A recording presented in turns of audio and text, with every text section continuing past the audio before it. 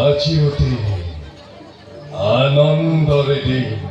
হয় যুৱৰাজ, আজি অতি আনন্দৰে দিন। স্নেহৰে ভগ্নে দৈৱকীৰ শোভা পৰিণয় শেষ হৈছে অতি মাংগলিকভাৱে।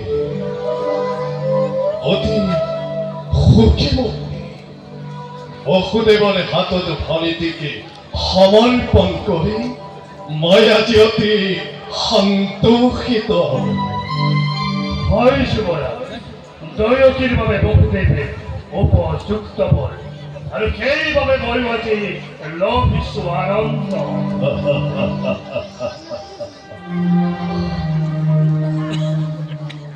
কিন্তু কালকেতু যুৱৰাজ, একেটি কথাই মোক বাৰে বাৰে বিচলিত কৰিছে অন্তর।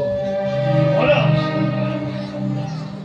আজিহে বুজিছো মই কন্যাদান কিমান কঠিন। নিজ পিতৃ মাতৃ নিজ কন্যা সন্তানক এজন অচিনাকি লোকৰ হাতত কোনহতে সমৰ্পণ কৰিব কালকেতু। যুৱৰাজ, এয়া হৈছে জগতৰ চিৰন্তনে ৰীতি।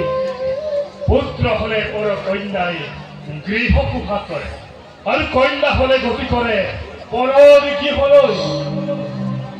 কিন্তু কালকেতু যুৱৰাজ, বুঝনি না মানে মনে দৈবকী ভক্তি যেমন অতি আদর। পঠিয়াই তাইকে মই দূৰ দূৰলৈ।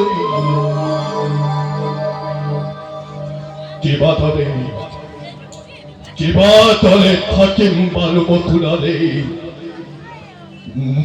নগালে যুৱৰাজ, গুৰি জ্ঞানী বিবেকী আপুনি নিজেই যদি হৈ ফুকাটোৰ দৈৱকীক বাৰু বোলে যাচিব সান্তনা।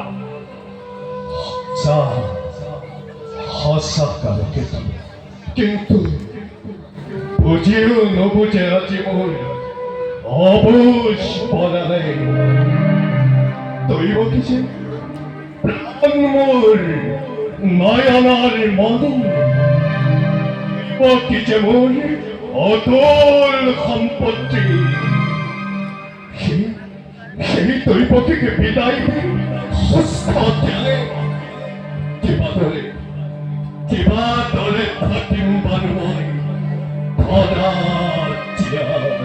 যুৱৰাজ, দুৰ্বল নহব আপুনি।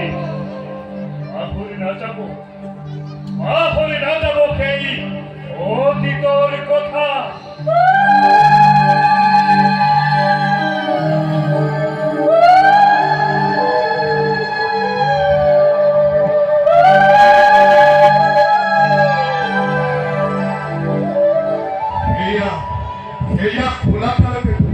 সৌভক্ষণ চাপিছে ওচৰ শেষৰ দৈৱকীৰ বিবাহ কাৰ্য। যোৱা কালকেতু সিংহদ্বাৰত সুসজ্জিত কৰি ৰখা মোৰ সুবৰ্ণ ৰথ নিজে আজি মই ৰথলৈ বাক জৰি ধৰি লৈ যাম বসুদেৱ দৈৱকীক যদুপুৰীলৈ। যুৱৰাজ,